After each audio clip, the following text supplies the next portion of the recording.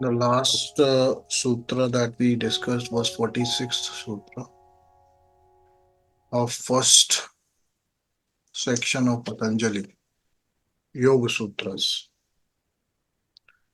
There, a generic statement was given that whatever samadhis or samapattis that we achieve,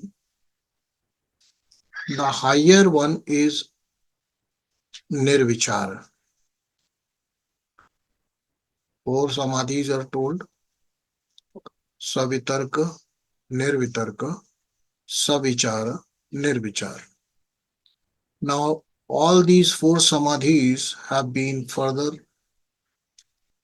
given one name,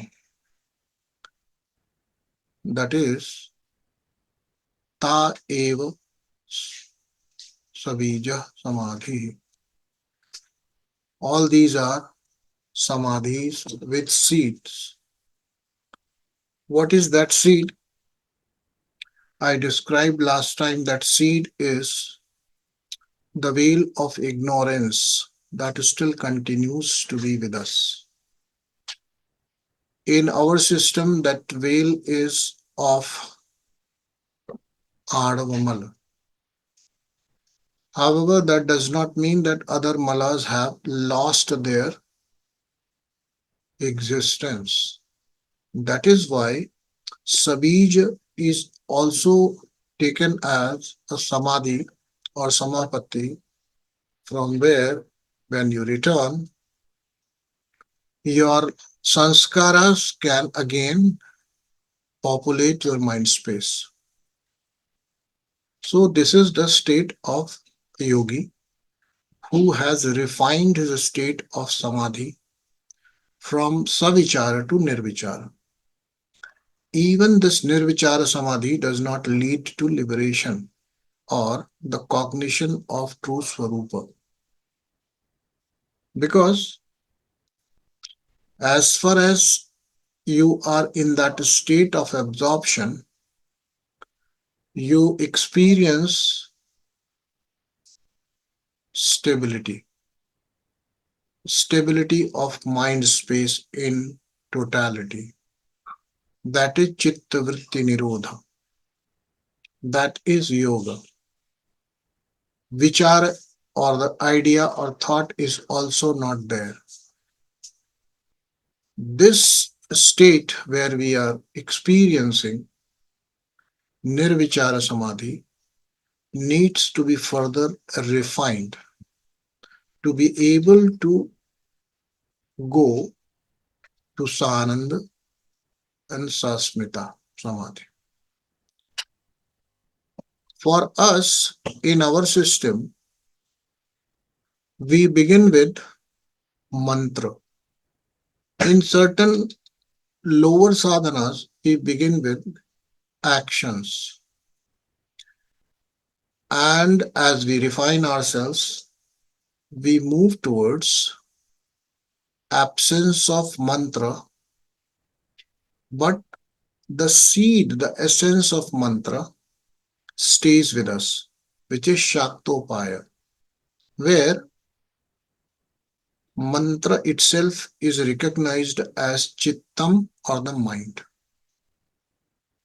When mind is being used, that word mind or Chittam is being used, it is collective name given to smritis, sanskar, vasanas, ego, and intellect. Everything.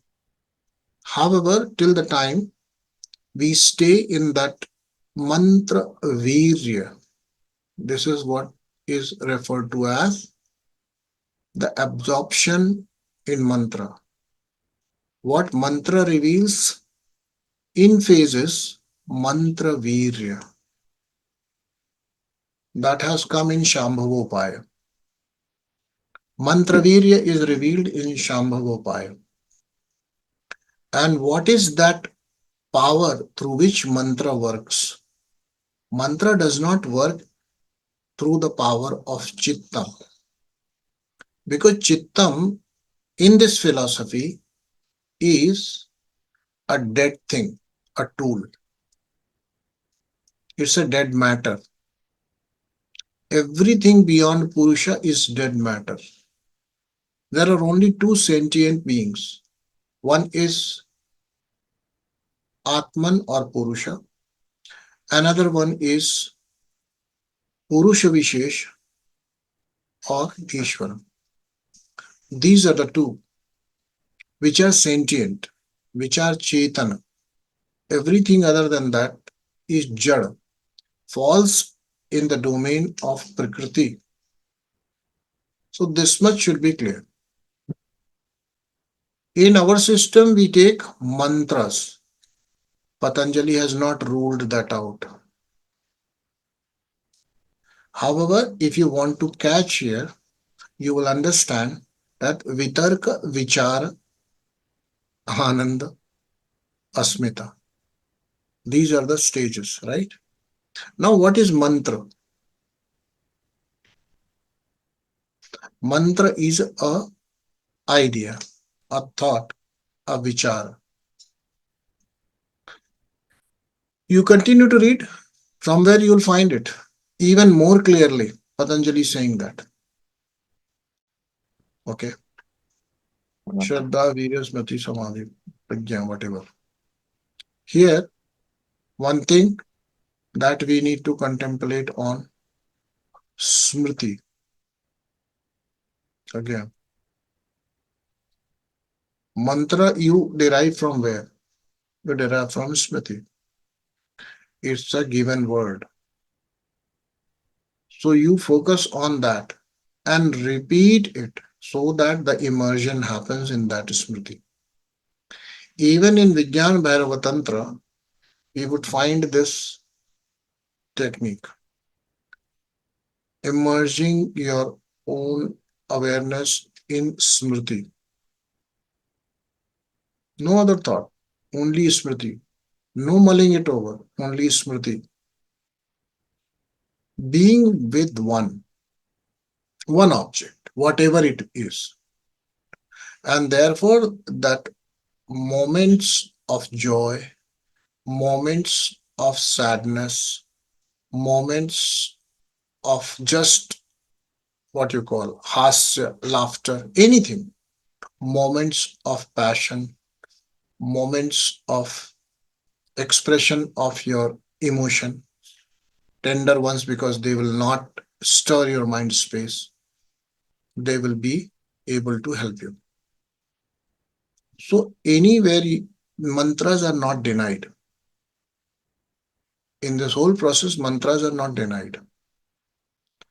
And further, to even add, which I think one of you told, that yathabhimat, that is the word, yathabhimat, as other teachers feel or think or have proved, as they have proved. What is a mat? Mat means a view of a teacher. Everything is not a mat. Mat is a decisive thought. You know this word? In democracy, this is very much used. Matdan. When you have decided about something, that is decisive action you're taking. That is only known as mat. Otherwise, it will just remain a vichar. It will not be mat. Mat is fixated. Vichar is flowing. Okay. However, when Patanjali is giving savichar, their vichar is also not flowing. It's just one thought. So here, when it becomes an object of meditation, vichar is understood. Vichar becomes a paribhashik, the technical word. But in our language, when we say mat and vichar can change. Your thinking can change. Today you have one vichar, tomorrow you may have another vichar. Today you have one idea about a thing, tomorrow you may have different idea. But if you have made up your mind, then you'll say, this is my opinion or my conviction, to be very precise. That is mat. Okay. So when other teachers, other masters have shown that samapatti or samadhi or immersion can happen by the use of mantras, that is yathavimat. Hmm? Even smriti is not denied. What type of smriti you should take up? Aklishta smriti. Your smriti should be aklishta. If you want to get absorbed in one smriti, it should be the most pleasant ones you need to choose from. And then that smriti, when it is kept stable in your mind space without allowing any other thought to sully the mind space, it leads to absorption. So basically, when absorption happens, the smriti vanishes, only the experience remains. Is it not? What do you remember things for if it is aklishta smriti? Aklishta means, smriti means memory. That memory which is aklishta, aklishta means it is not causing any turbulence, negativity, any suffering. So when you pick it up, what do you pick it up for? Aklishta vritti or aklishta smriti. Hmm? Smriti is also a vritti. It has been told there, no?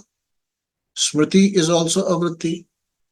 So basically, you are using one of the vrittis. Are you not using one of the vrittis? Patanjali defines only aklishta vrittis should be chosen. Even pratyaksha can become point of absorption. How can that happen? You sitting in front of your beloved, you sitting in front of your ishta, you sitting and meditating on the idol you adore, you worship, you have faith on, that is pratyaksha. In vikalpa also it can be done. And vikalpa is something which will be picked up from the smriti only. Combination of smritis. Is it not? So by taking the smriti, actually Patanjali has combined, given you freedom to use any of the vrittis. Because every vritti gets registered in smriti. Very, very cleverly, Patanjali has given you a way to feel rooted, stable in the state of joy, peace, calm, quiet, control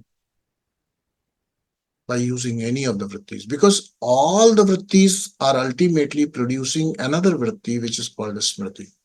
So once Patanjali asks you to use smriti, it also means if you are capable enough, then even pratyaksha can be used. Why not? Because pratyaksha in a moment becomes a smriti. While I am seeing you, the moment I say I have seen you, yeah, I am seeing you, so much part of this experience has already become a smriti. Is it not? So what is the difference between pratyaksha and smriti? Pratyaksha is only that moment in which that is split moment, even that is to be, if you want to define, cannot be defined. Pratyaksha is only very, very little time. So little a time, the pratyaksha happens. Everything else is a smriti. So where are we living? We are basically living in smritis. So Patanjali has though given you this freedom, but he is correct also. Hmm? I saw you, and the moment I recognize you, it has become my smriti. Yes. So even if you are using vikalpa, you are using a smriti. Even if you are using pratyaksha, pratyaksha is also the continuum through which the flow of thought, the locus of your awareness, is creating only series of smritis or series of memories. Hmm? What is pratyaksha doing? Pratyaksha is actually, if you look the trail of pratyaksha, it's only memory after memory after memory after memory. Only a split second pratyaksha. Everything else is smriti. See the beauty of it. So why not pratyaksha? Because it's only a split difference between pratyaksha and memory. Meditate on this. You must do vimarsha on it. Are we not living in only memories? How much do we have in pratyaksha?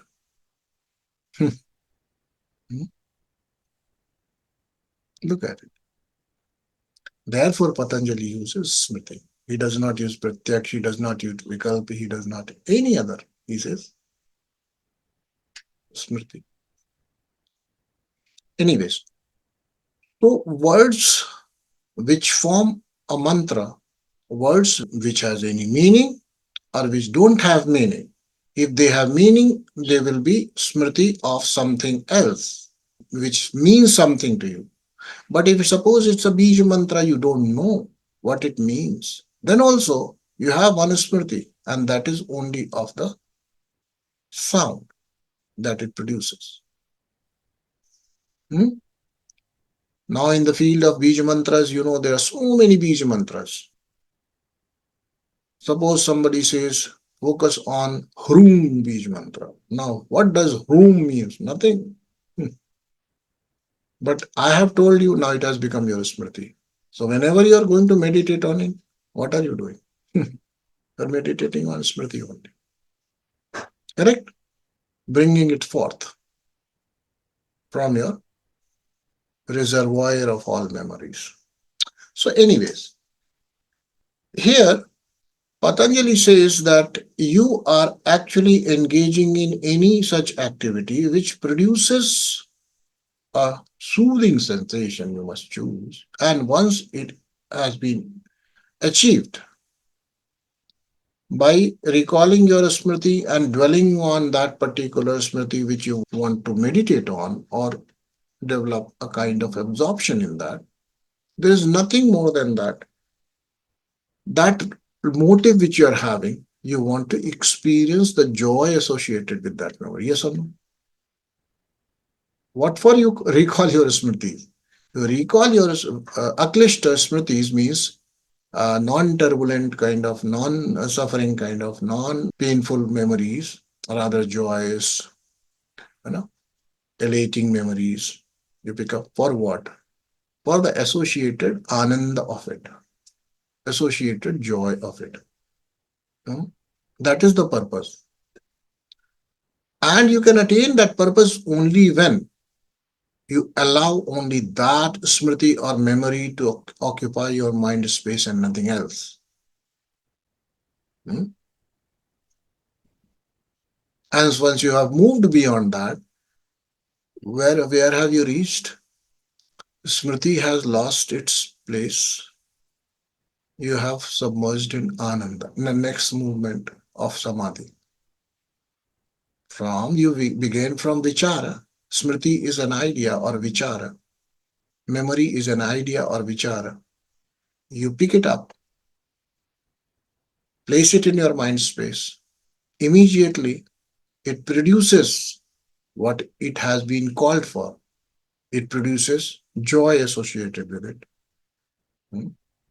Now you have dropped the Smriti, you have immersed in Ananda. What has happened? You began with Vichara, idea, that is Smriti, and as it moves from this place to giving you a sensation of joy, it has become available as Sananda. It has become Nirvichara. Yes or no? vichara must lose its space only to give way to ananda that it has. Or else, what is this? That you focus only on the imagery, only on the words. That's not possible. So, how do we actually proceed in our day to day life also is the same. Is it not? When we recall good memory, we recall it for the joy associated with it. Are you really interested in the memory or you are aiming for the joy associated with it? What do you like the most? Memory without joy, you would not want to recall. Actually, essence of that memory is joy. So will you not move from savichara, this may with thought, to no thought, moving to a joyous state of mind? But this will stay only when you have this capacity to hold on to that joy, not allow any other thought to pollute and sully your mind space. That's it. That is why it is called vritti nirodha. You have to enter into a vritti and then put brakes on it, freeze on it. Now, refinement is a process. Next sutra is only talking about that.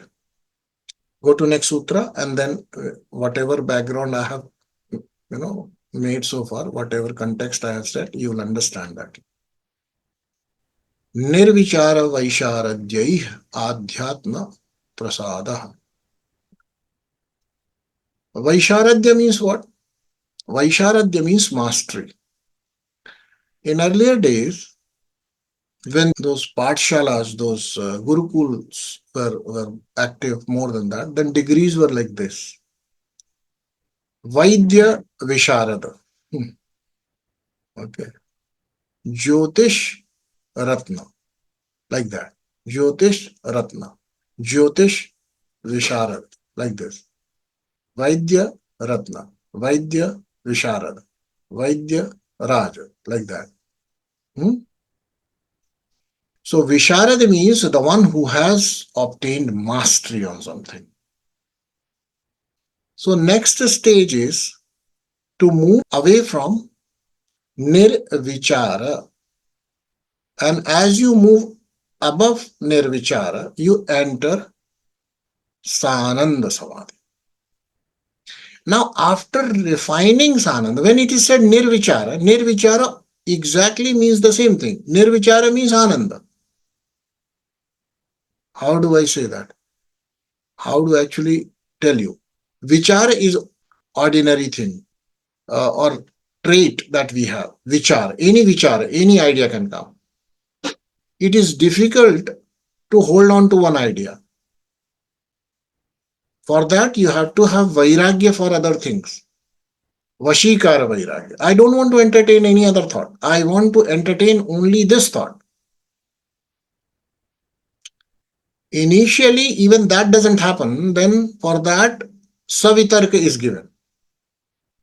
I put up an idol in front of me. I put up a rose in front of me. I put up any object in front of me and I meditate on it.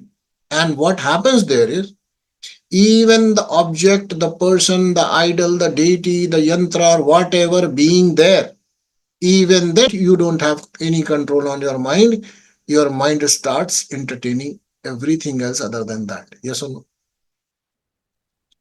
So how can you immediately jump onto savichar and nirvichar? Understand what I mean?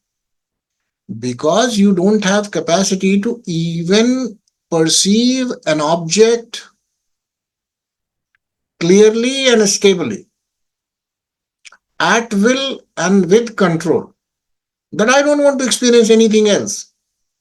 Had that been with us, will we ever be victim of our own mind? Think about it. What are we not doing and why we are not doing? That we must focus on. First, what are we not doing and why we are not doing? And when I say why, there are reasons for it and there are motivations for it, both. Okay. What are we not doing? We are not able to entertain one object for as much time as I want. That I am not doing. Correct? If I give you a rose, you will look at that rose and then start thinking of a garland. Or you may think of a person whom you actually handed over a rose at some time. Rose being there, you bring about everything else. Rose has just vanished. You're not able to enjoy the beauty that rose offers you. You're not able to sense the soul, experience the soul of that rose, which is nothing but the beauty personified. Beauty in a gross form, the beauty is in front of you, but you're not able to entertain it for long enough. You bring about everything else in your mind space. Rose disappears. That is what we are not doing, keeping the rose stable there. That's a problem. Now something has to be done about it. And for that, everything else is being told. If you are not able to do it at will, you are not able to keep an object or your mind focused on any activity, any thought, any object based on your requirement, you must do many more things. What is it? Again, abhyas, abhyas, abhyas. Second, vairagya, vairagya, vairagya. What is vairagya? The role of vairagya here. You see, if rose is presented to me, I may not have rag for it. So what rose will do, the presence of that particular flower will do, based on your vasanas, based on your vrittis, it will immediately put all your attention towards the smritis associated with it, towards which either you have raga or dvesha, both. You understood? Suppose you were offered any red rose, yellow rose, white rose, whatever, by a person whom you feared, whom you hated, whom you did not like, or whatever. So, if you receive, if your rose is put in front of you, either way it can go. Maybe you received same kind of object, similar looking object. It was not the same object, by the way, but as we say, with what do you say? Another problem with our perception is smriti vikalpa. What is it? Viparya. It's not that rose. However, looking at that rose is not possible for you. You are not getting the essence of that rose. This only a little bit similarity puts you to some other track. Every rose is different, yes or no? Every rose, even in one branch, if you pick up similar looking flowers also, they are different. However, I give you one rose, you say, I know. Then second, I know. You don't engage with that, correct? And this sort of attitude, I know, is a problem in the process of self-recognition. And that is why I know means I have knowledge about it. I know. Know, knowledge. Jnanam. I have jnana about it. Jnanam. Understand? Why are you not able to focus there? Because you see it very superficially and immediately get this feeling, I know. And when you say, I know, why will you want to engage there further? This is the problem in our life, which each one of us, this is the problem. We meet a person, moment to moment, the person is changing.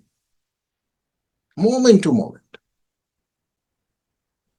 Whole energies have changed, emotional state had changed, body has changed. Many attributes of that person has changed. But what we feel, I know this person. What's so new in it? Why should I engage even? Why should I even pay attention? Correct? And this kind of attitude cannot take you beyond raga dvesha. For samadhi, you must learn that each moment this world is presenting something unique to us. Each moment. This whole world, this whole cosmic experience is unique. Every moment. And there is no space for any boredom here. How can you say that the world is the same? I know it. You don't know it. Because you have this false notion, I know it. That is why you get bored. Hmm? And when we get bored, what do we do?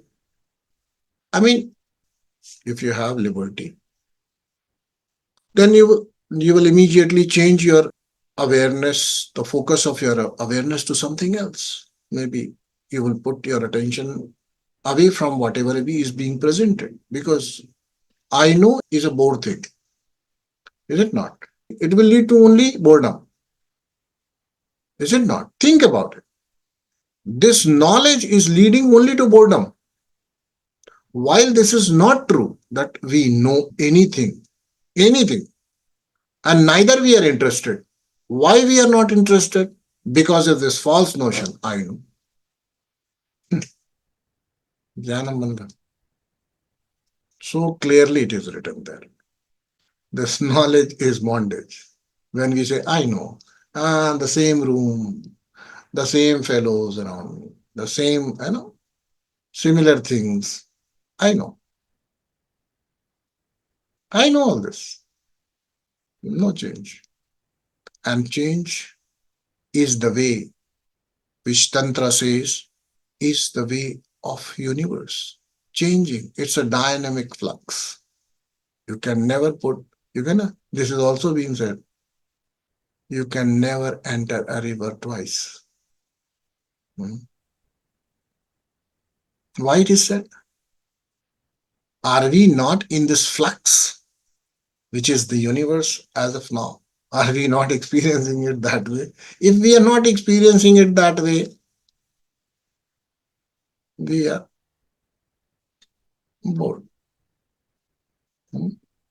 Boredom will uh, put your attention, only churn your wheel of mind towards something which you feel dear to you, which is raga or dvesha, or which is bothering you. Hmm? In both the states, vairagya is not present. However, Patanjali still says, gives us leeway. What is that? Gives us little bit, space there. He says, why to focus on bad? If you really want to remember good. Aklishta vritti. He is not saying that in the beginning you need to curve down, control your vrittis, become free of vritti. Is no problem. But focus on good vrittis. Are we doing that? That's the question we should ask. Hmm? Even when you say, I know, in the moment itself, you can focus your awareness on something which is very pleasant to you. And in Ananda, in joy, you can never be bored. It simply means you're suffering. Either suffering internally because of the environment which your mind is producing, the kind of environment, or you are not perceiving the world, external world, in a correct way. That is why you're suffering. Hmm? Suffering is boredom. Boredom is suffering. Don't you get bored of your sufferings easily? Every one of us. And don't we suffer when we get bored? Equally true. Hmm? Why do you want your sufferings to go away? You are kind of so much, you know, taken over by that feeling of pain that you want it to go away. Hmm? So, if we are suffering without any external agent being present there, on which you can put your finger on, or towards that you can point. It simply means we are suffering our own selves. We are such a bore people that we get bored in our own company. Think about it. And such bore people feel that, and most of you, rather each one of you, feel that you can bring about some joy in someone's life. Can you? You will be a burden.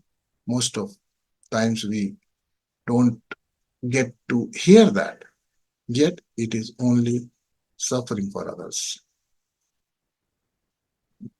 If we become the fountain of joy, enjoy our being, enjoy our own presence, enjoy our state of mind. And if we are not having any enjoyable state of mind, we have control and command that we can create it at will.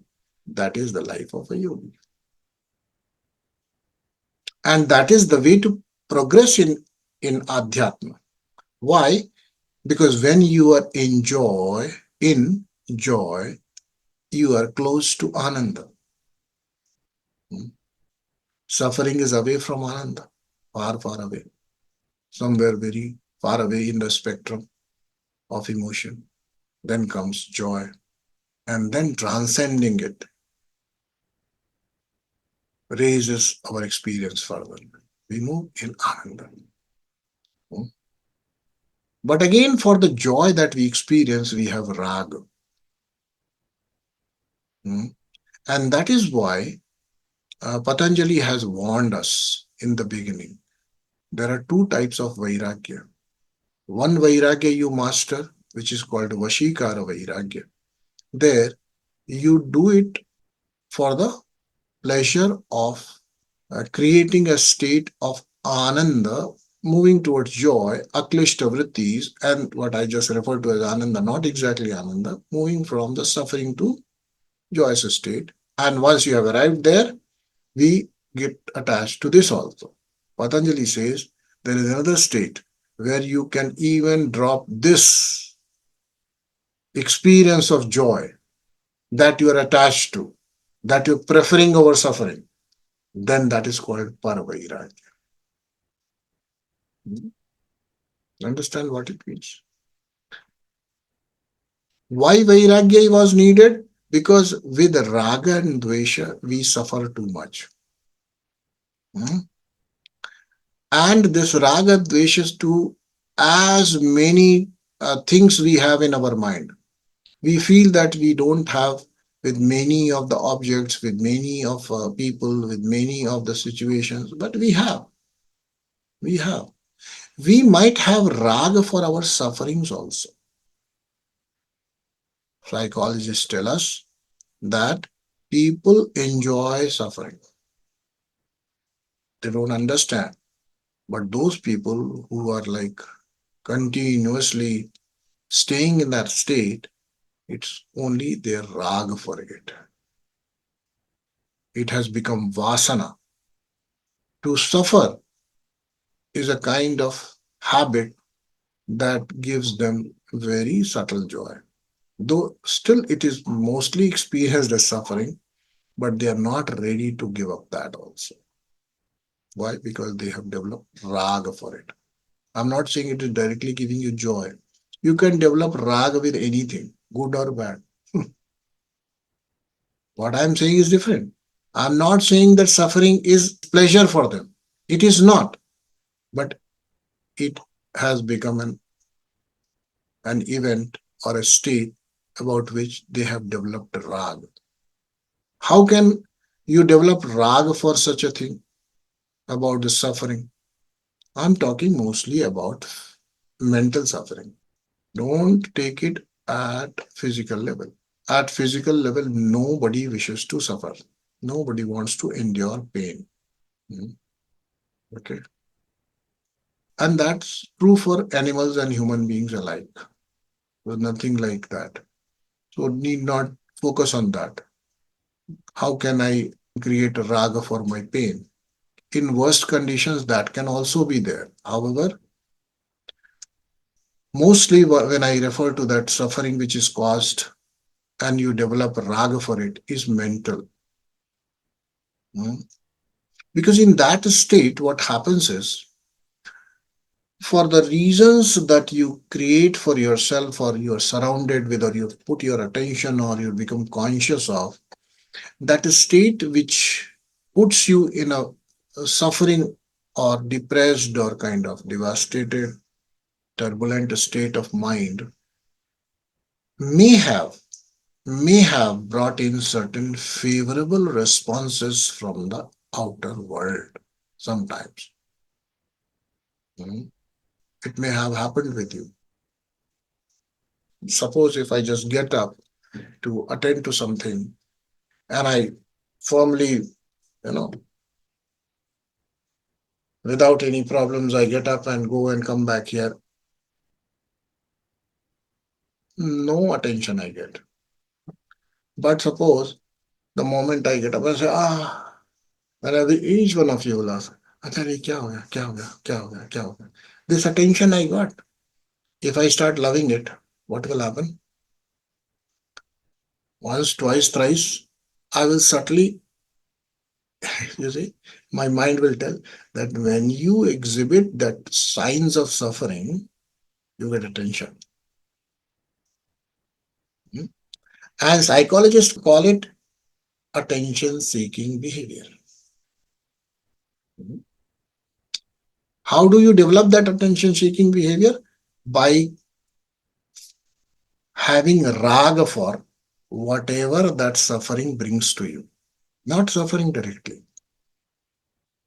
Okay. We need to be very watchful here.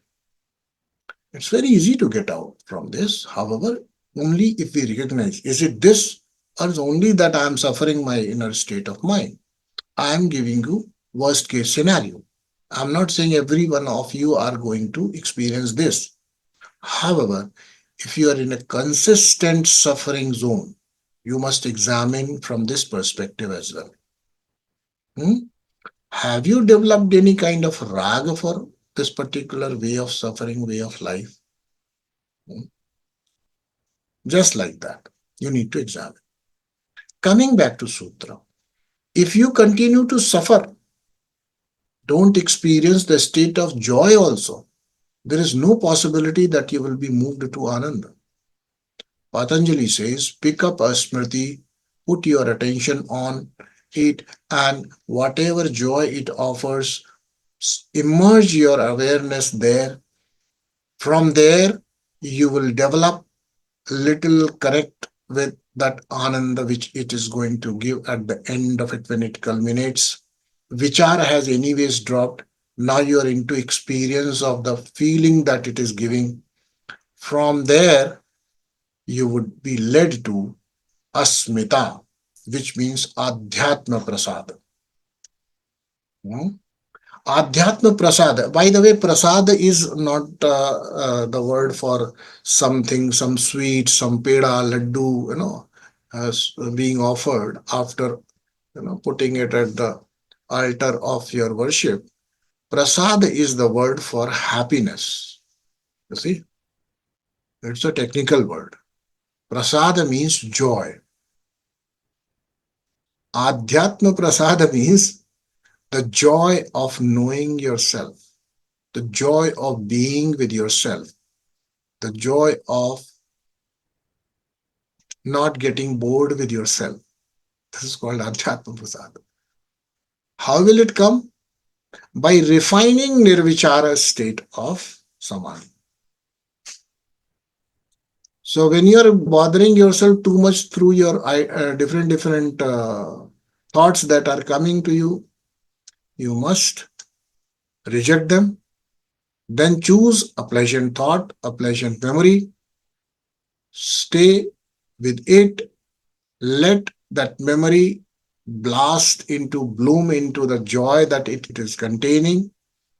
Immerse yourself in the joy. Stay there. Don't allow any other thought, any other doubt, any other query, any other worry. Hmm? Stay there. Vichar has gone. Ananda is approaching you. And as you stay further here in Ananda, as you do Vaisharadya, which means you become master of staying in no thought state, in a joyous state, you become a perfect candidate to experience Asmita, who you are. That is the highest samadhi in Sampragyat Samadhi.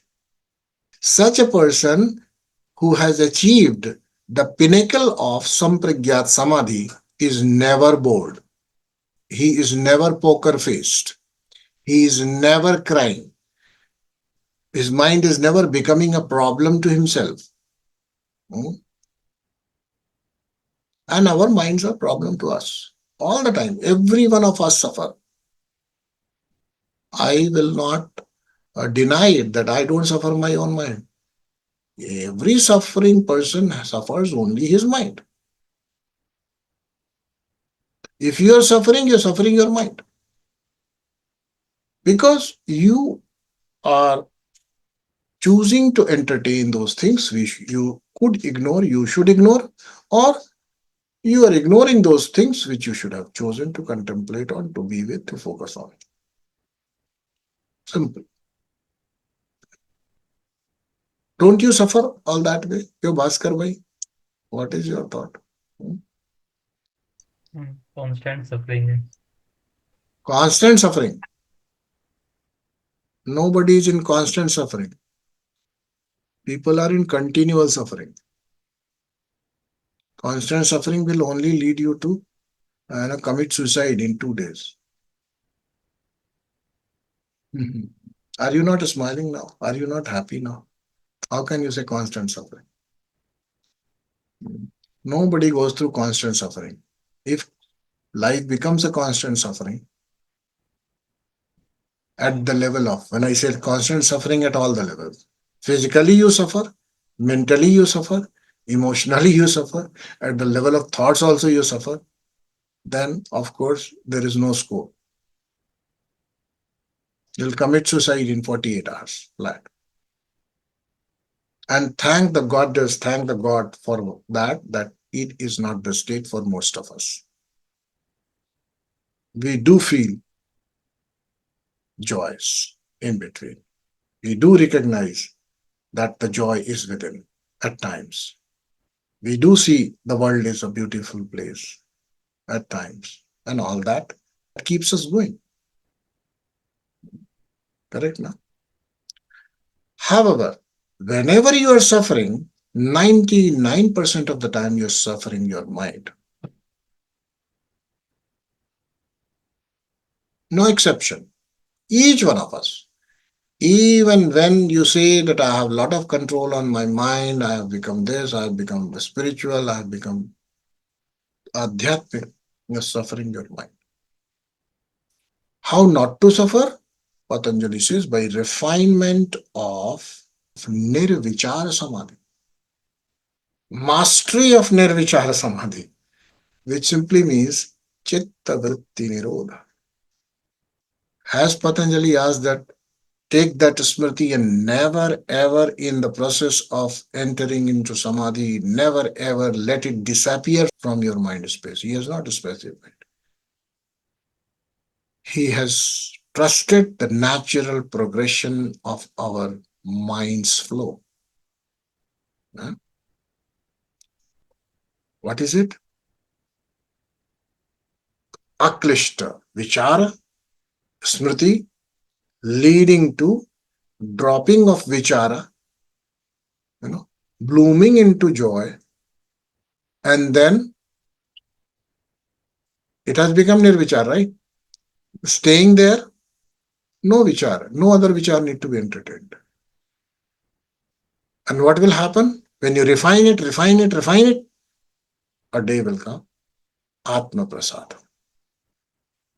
Adhyātma-prasādaḥ. Means, Adhyatma, why he has said not Atma-prasādaḥ? He has used the word Adhyātma-prasādaḥ. Adhyatma has meaning, which means coming near to yourself. And whenever you move near to yourself, there is ananda associated with it, joy associated with it. Hmm? That is what happens when you transcend vichara or thoughts. And when you appear in that zone where it is aklishta.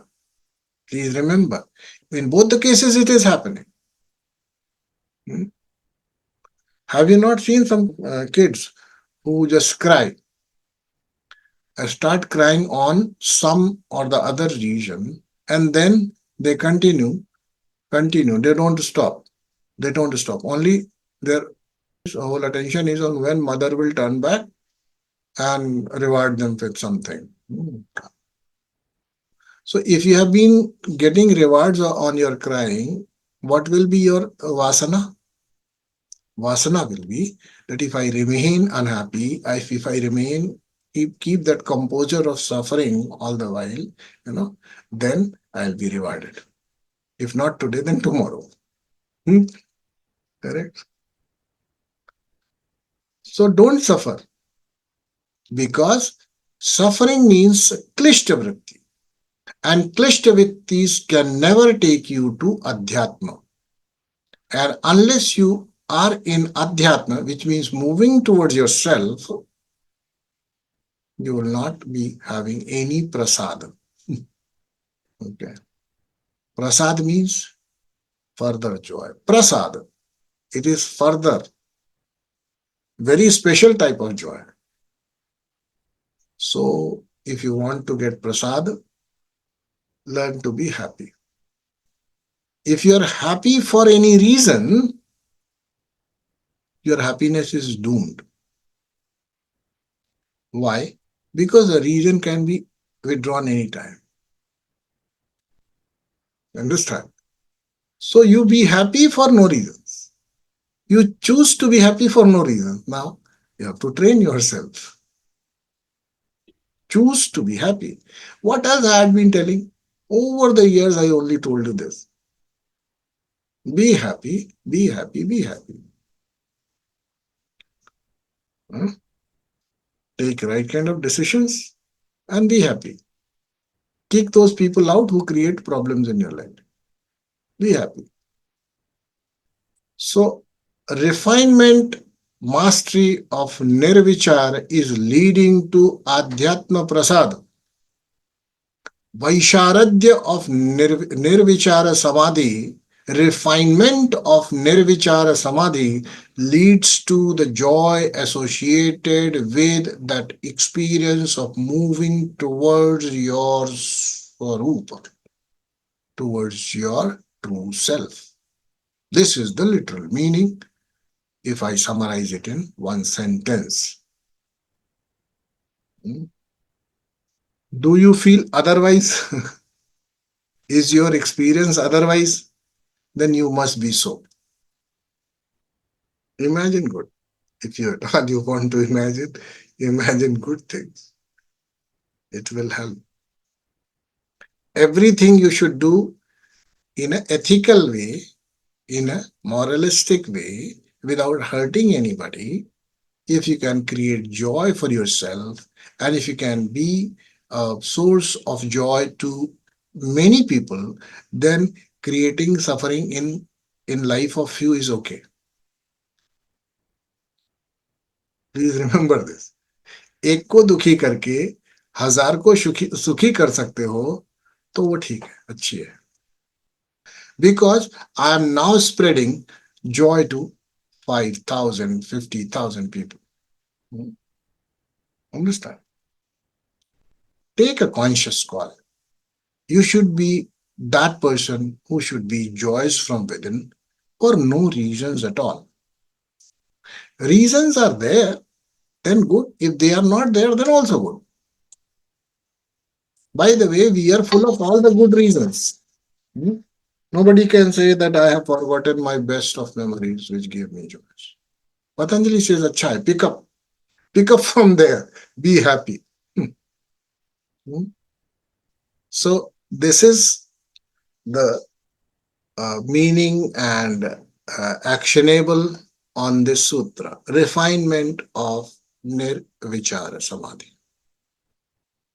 Will lead you to Atma Prasad.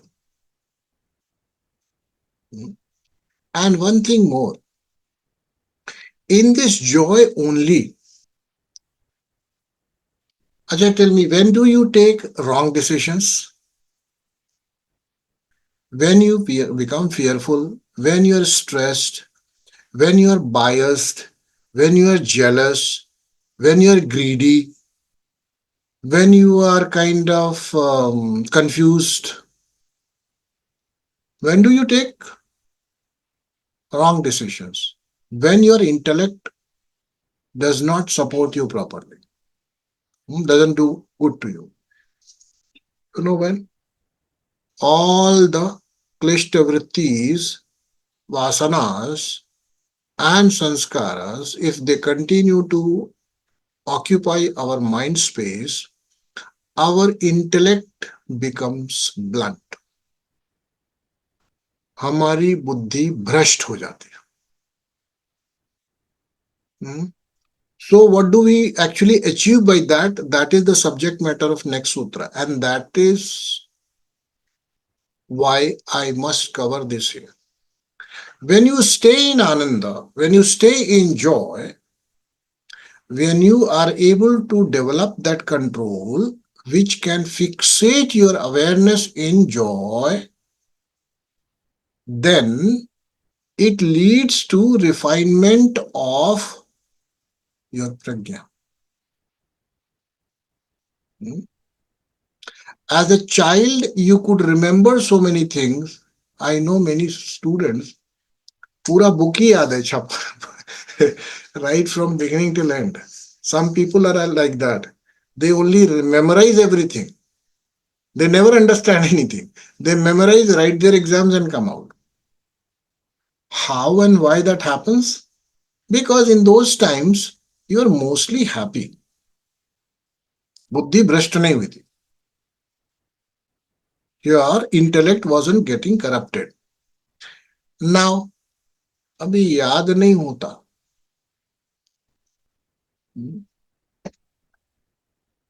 Now, what is the condition? हमारे जैसे बूढ़े लोगों का क्या problem है? याद नहीं रहता. Can't remember anything. Just to give you an example, what happens when old age comes? And I'll tell you, this is a difference between the life of a yogi. If a yogi has lived his life in this state of freedom, in this state of joy, in this state of vairagya, seldom he will find that his intellect doesn't support. He will always take right decisions. He'll always be able to give you right kind of advice. Intellect becomes more intuitive. A joyous person takes a decision, it's automatically a right decision. It leads to intuitive intellect. Your intuition becomes refined. खुश रहो तो ये सब होगा. When does your prajna gets refined? Only when you learn to put efforts in mastering nirvicara, samadhi or samapatti, leading to ananda. बुद्धि भ्रष्ट नहीं करनी है, बुढ़ापे में अल्जाइमर नहीं लाना है, डिमेंशिया का शिकार नहीं होना है, तो खुश रहो. Intuitively, you need to become empowered to take decisions of your life. Then be happy. Live in Vairagya. If not in Ananda, choose to be happy. It's a choice you need to make. Chali. So let's close it today. We'll meet next time and we'll understand what this refined uh, intellect, intuitive intellect is called, and what does it mean? That is the subject matter of next week. Okay. Om Sarve Bhavantu Sukhinah Sarve Santu Niramayah Sarve Bhadrani Pashyantu Ma Kaschid Dukkha Bhag Bhavet. Om Shanti Shanti Shanti. Om